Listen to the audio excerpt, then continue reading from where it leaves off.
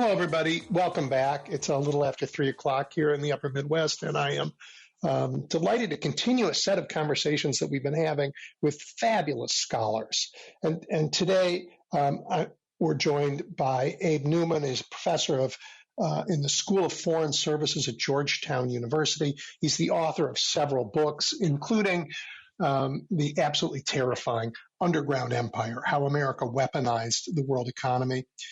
He and his research partner, Henry Farrell, recently published a fabulous piece in Lawfare called Elon Musk Weaponizes the Government. And I'll send out a link to that piece later today. Read it, but we'll talk about some of that now. Professor Newman, thank you for joining me. Thank you, Edwin, and I'm glad I was a little bit terrifying, although a little bit sad too. That's the world we're in. So your scholarship requires a great deal of expertise in the details of governing systems, of financial systems inside the government, of political economy. You know, for us regular folks, the impossible to see international connections these all make. And that was obvious in your book, but now those things allowed you to see, perhaps before most others in the country, the sort of shocking threat now turned on our own safety and prosperity by the new Trump administration. Yeah, so maybe just to kind of give a little perspective, my work starts, it's on the really boring things, the things that kind of make your brain go numb. There are behind our perfectly functioning society, there are all of these infrastructures. You might think of them as like the plumbing of capitalism, the plumbing of government. And so I spent about 10 years looking at how these global infrastructures, things like the operating system behind Apple and Google, or the production systems that make the chip in your cell phone, the TSMC or Samsung, or the financial infrastructures. So when you make a transaction on your phone, it goes basically through 10 or so banks. Things like fiber optic cables. All of these things, they power the world. And starting after 9/11, the U.S. government started to realize that they could use these to get at their adversaries, either to watch them, to monitor what they were doing, or to cut them out of these key choke points in the global economy. And that's, we do this still to this day with things like the Russia sanctions program, or when we're fighting over AI with China. But the piece that you mentioned is really taking those insights about the international system and kind of shedding some light on what is Elon Musk and Doge, what are they doing right now in the U.S. government. So before we turn to Musk and Doge and their attack on us, I want to spend a minute on the post 9/11 use of what I love this word. You described it as the panopticon, the ability to see everything in the financial systems of the world. It gave the U.S. power, and I guess the Patriot Act gave it legal authority and other acts to do things like, say, Iran, you can't be part of the global financial system. It was a furtherance of an anti-terror foreign policy, and maybe more. Maybe it furthered other policy ends that weren't as obvious to Americans. Do I have that right? Yes. I mean, it starts very much where the U.S. faces this really unprecedented thing where globalization has been used basically as a weapon against the homeland. The terrorists are using these financial systems, the airplanes, in order to attack the United States. And so you have these bureaucracies all over the U.S. government thinking, what can they do? How can they respond? And they start to uncover these maps of these global infrastructures and realize that there are opportunities to flip the script and use globalization, not just as something that can be used against the United States, but that can be used against the terrorists. And as you mentioned, one of the first things they start to do is this idea of the panopticon. There was this guy, Jeremy Bentham. He was a utopian philosopher, and utopian philosophers, they come up with a lot of, what can they make the best things of? And he had the idea of the best prison. And the idea was, if you make a circular prison and you put a tower in the middle, you only need one guard in order to watch everybody, because everybody's rooms are facing the center, and then that one guard can surveil everybody. And so the U.S. government was thinking, okay, if I can just tap into one of these choke points in these networks, I can know what the terrorists are doing. And we started our research, my co-author Henry Farrell and I, around there's this organization in Belgium. It's called SWIFT, and now I think people are more familiar with it. When we started doing this research, nobody had heard about it, but it's like a encrypted post office for banks. If you make a global financial transaction in the world, it's routed through SWIFT, which basically sends the message between the banks. And so the U.S. government subpoenaed SWIFT. It was secret at the beginning, and then the New York Times did an expose which uncovered it a few years later. Mm-hmm. But then they could really watch where was this terrorist money going, and then they could, target those networks. Right. So something powers that we created in order to defend ourselves are now being used, and I want to turn to that. My only parenthetical is you rang the bell for the first person in the 3 years I've been doing this show to mention Jeremy Bentham, whose head I saw in a box at the University College in London, because was that kind of crazy guy back then. So, 5 points for that. It's like an old Groucho Marx show, the duck would come down. Congratulations for Jeremy Bentham. Awesome. I love that. Okay, so now talk about, so we have all of these systems, and, people go about their day, they don't care about anything, but if their basement floods because the plumbing breaks, suddenly it's like an 11-alarm fire and nothing else matters. And you pointed out that, in fact, the world financial systems have plumbing. The world's HR systems have plumbing. The world's real estate systems have plumbing. And all of that is stuff that we have now sort of figured out how to look at to protect ourselves, and it's being turned against us. So talk about that. Yeah. So, I just, when I started to watch what Doge was doing in those first days, they were basically going to all of these agencies, and there were these very weird newspaper reports like, staff locked out of laptops, or, why does Doge want the data at the Office of Personnel Management? And then the one that was really, I thought, very scary was there was this kind of senior civil servant who resigned on a Friday night from the Treasury Department, and he oversees the Treasury payment system. And it was just, it was like connecting the dots of like, well, these are boring, plumbing, not of the global economy, but of the U.S. government.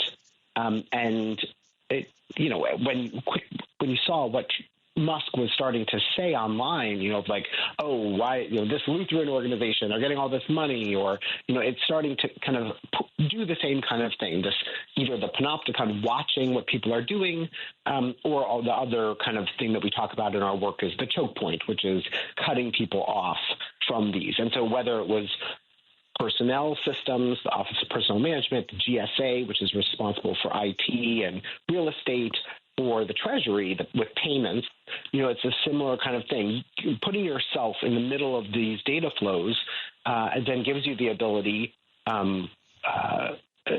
theoretically, to either watch what everybody's doing or to cut people out of certain types of activities.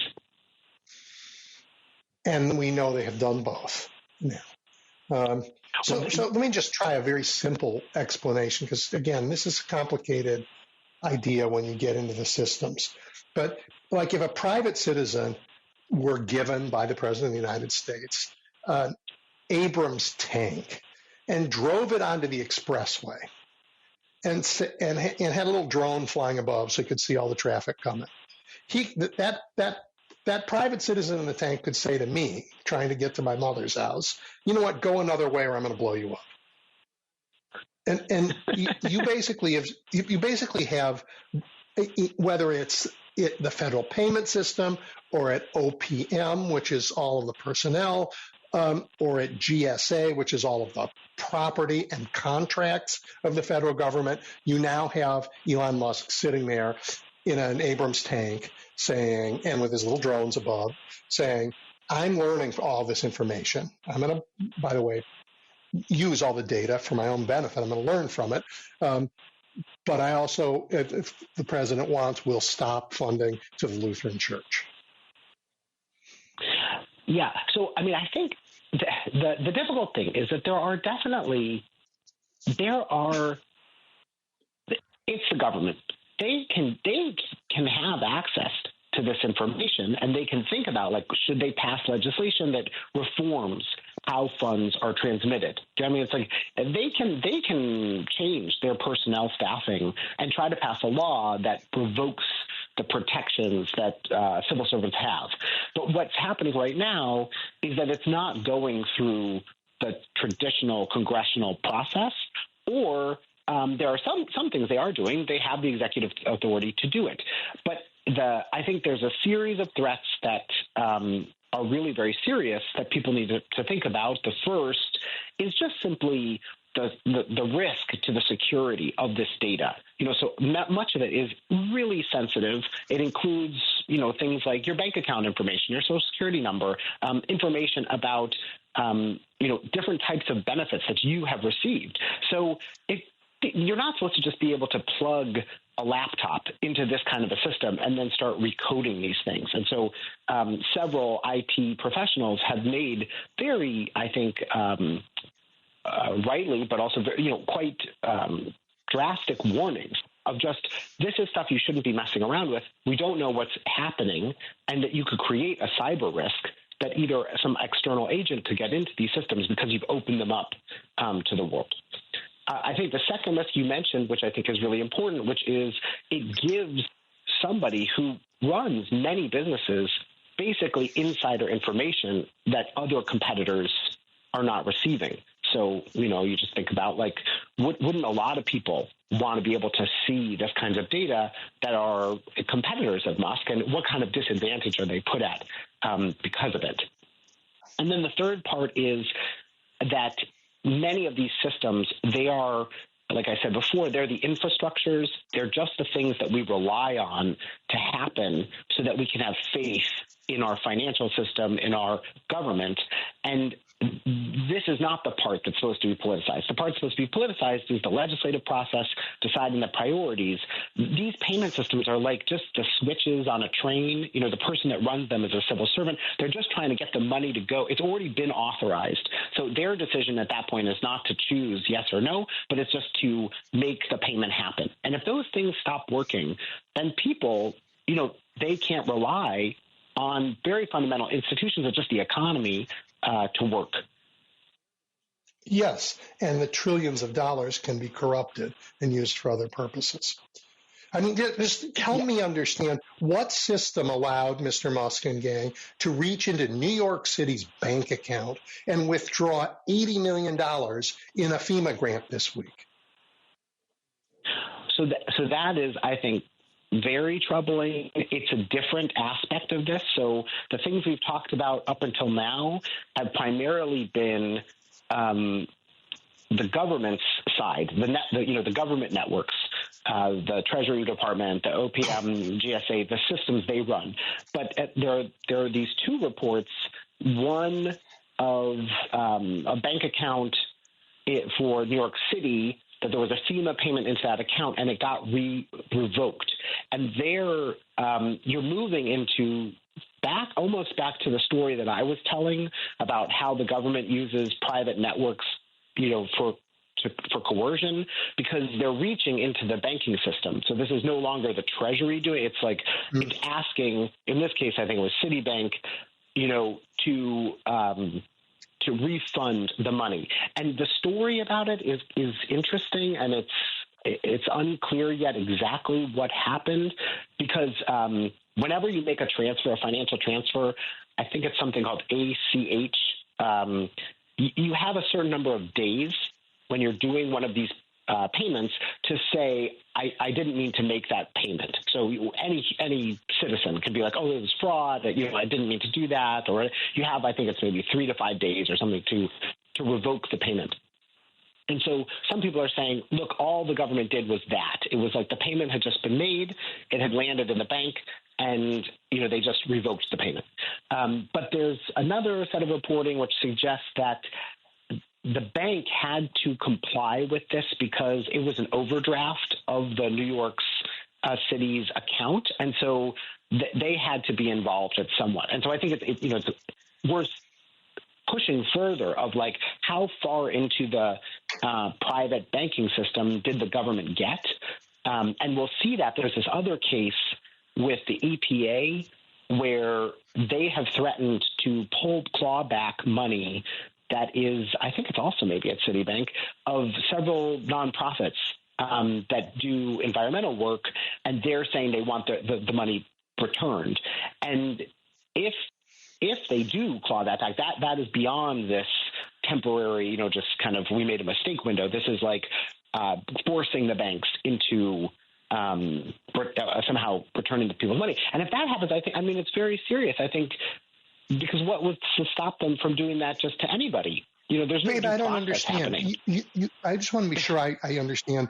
You're saying that post the ACH window, that the law allows somebody to say, "Hey, I need to revoke that." That they are saying they are going to reach into someone's bank account and simply take money. Just because it originally came from them, but they gave it pursuant to law, and the moment for revoking is over. So they're really just reaching into somebody's account and taking their money. At least the reporting that I have read, that is, in this case of the EPA, the EPA head is that's what he's said should happen. That's as far as the reporting that I understand.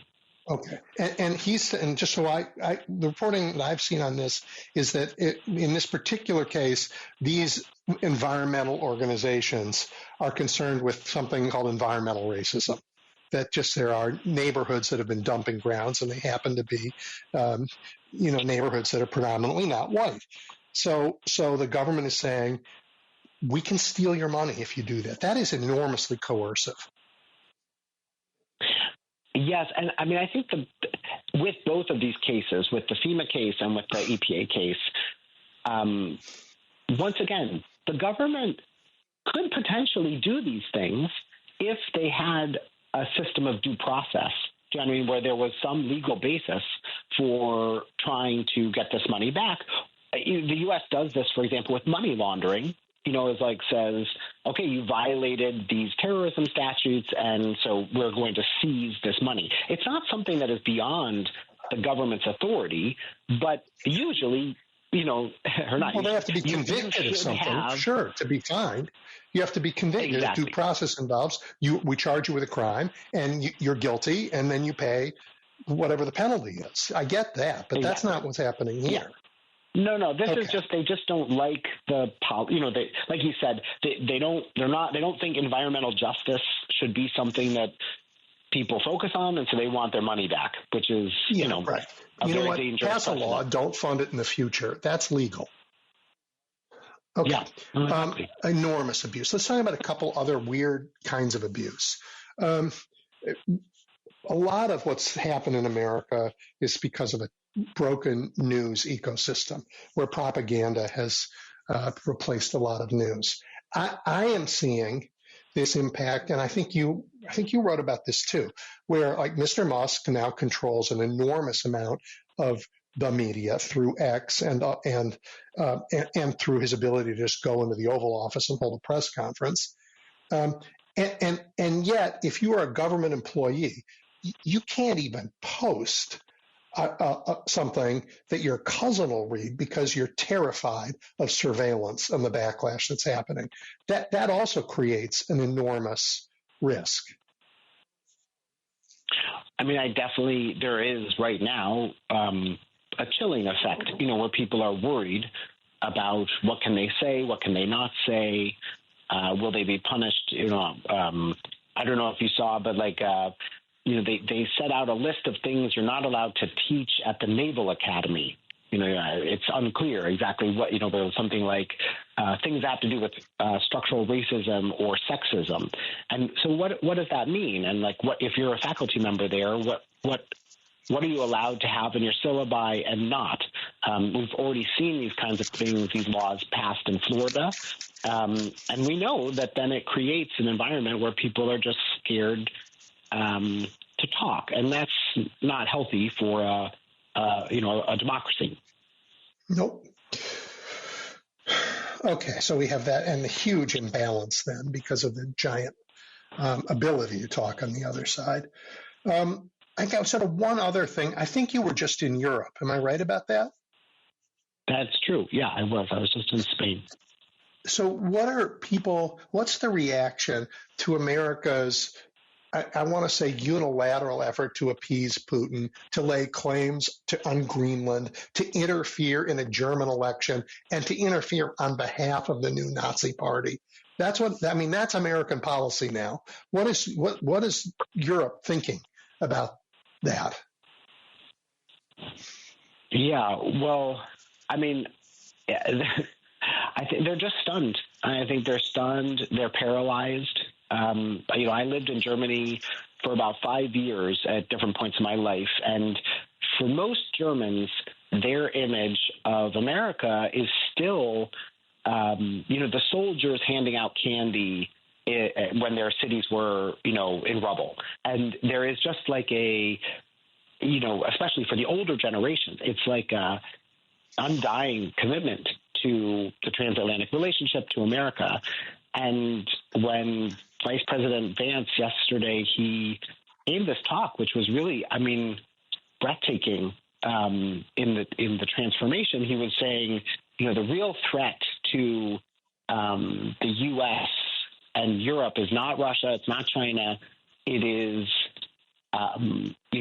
people like Greta Thunberg. It's like the people that are, not allowing the AfD, which is this far-right extremist party, to be part of a governing coalition. And that party is really, it's not just like any other populist party. That I don't know that there's this French far-right party that Marine Le Pen runs, and she won't cooperate with this party because they're too extreme for her.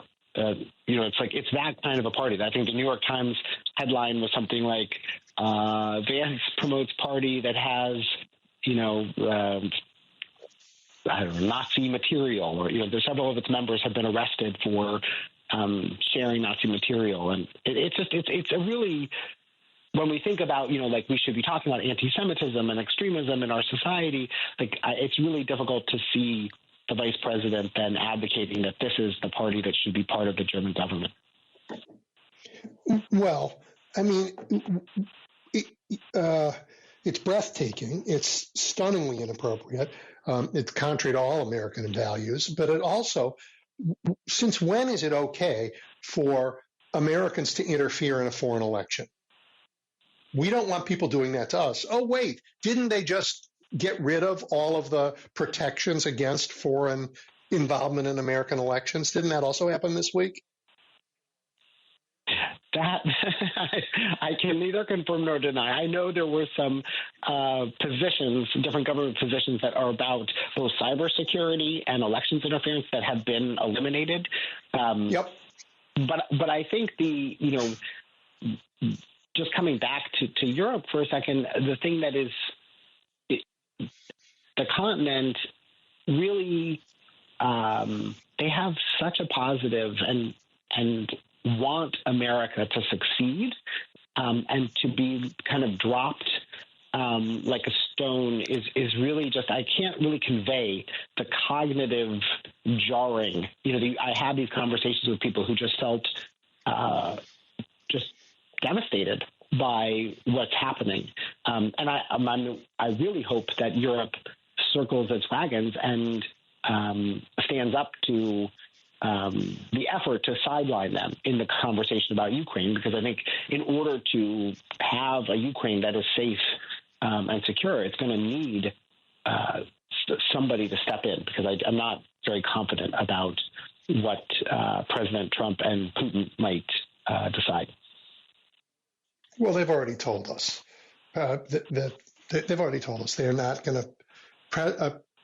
President Trump is not going to support the effort to defend Ukraine. He's going to push for an end to hostilities in a way that guarantees that the whatever government survives in Ukraine can be undermined and eventually a new puppet regime.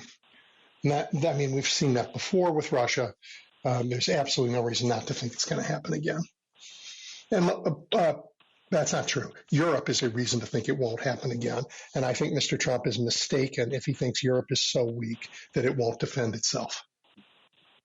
Well, I think that is definitely what I'm hoping happens, is that Europe basically reinserts itself and says, we're not going to abide by that. We've done that before, and it only will lead to more people dying. Yep. I'm talking with Professor Abraham Newman, who is at the School of Foreign Services at Georgetown University, a fabulous school, by the way. And Professor, I in an earlier part of my life, helped set up and helped do the planning and a lot of the work in the early days of SFF in Doha. No, really? Oh, that's amazing. Yeah. So it's a part of my life that I'm proud of, and the association with that school means a lot to me. Oh, wonderful. That's great to hear. Yeah. All right. So we've covered a few things, and I just want to go back over them. So there's plumbing. The plumbing is underlies our ability to have all the economic transactions of our government, all the personnel in our government, all the personnel records, all of the medical records of basically everyone in America because of Medicare and Medicaid and the reimbursements to hospitals. All of the contracts and the bids for contracts that everybody puts in to get to work with the federal government. And now an entity, Mr. Musk and Mr. Musk and the Doge Group, not elected by Americans, not really accountable to any part of the government, now controls all of that. And has done so in ways that experts say are sloppy about cybersecurity and other things. Why isn't this like the 50 alarm fire that everyone is worried about? Well, I think it should be, and I keep trying to, I'm really happy for this conversation just to bring it to people's attention. I think the problem is that the government is sanctioning it. In Congress, the majority in Congress, the Republicans, they don't want accountability for this. And so they're letting it happen. If there was a check on the executive, Congress could intervene. They could call Musk for, a hearing and say, what are you doing? They could, say, let's see the work authorizations of these people. Do they have security clearance? But unfortunately, you've had several statements from senior Republicans basically just saying, well, this is fine with me. So it's very difficult from inside the government to put a check on this. The one thing that has happened is there have been a series of courts that have ruled these different temporary restraining orders. And I think the problem is that it's like a shell game where every time the court rules you can't have access to this, then a Doge moves. And, it's like there was a very tricky one where it was like you could have read-only access. And then it was kind of like, well, what does that really mean, read-only access? It's like it becomes a kind of like a shell game. And so I think that becomes very difficult, and they keep moving from one agency to another. So now it's the Department of Education and your student loan information. And so you basically have to do whack-a-mole with these kinds of court judgments. Right. And the judicial system is holding, thank goodness. Not clear whether the executive branch will continue, but they have mostly honored what the judicial system has put out there, mostly. But Congress has to do its job. Yeah, and I do encourage people to mobilize their consumer power. It's like banks, if the government can really, without due process, reach into banks and take back funds, I mean, that's I'm worried about it. What I want my bank to say, no, I have a system in place that's going to protect you. I will, unless there is a subpoena or there's some kind of legal finding, I'm not going to just give money back. So I think everybody should be calling their banks and demanding, what's your plan? This is a unique situation. That's absolutely right. If you get Social Security, call your bank. Right? If you've gotten a reimbursement for Medicare or Medicaid, call your bank, because you can't have them just say, yeah, you know what, I'm taking it out of your account, giving it back to Mr. Musk. Yeah, exactly. All right, well, that's where we have to end. That's where we have to end this conversation, as we run out of time. If you don't mind, let's do this again in a month or so, and because I'm sure we will have a much clearer picture of where we are. Sounds good. And thanks again, Edwin. This is a great conversation.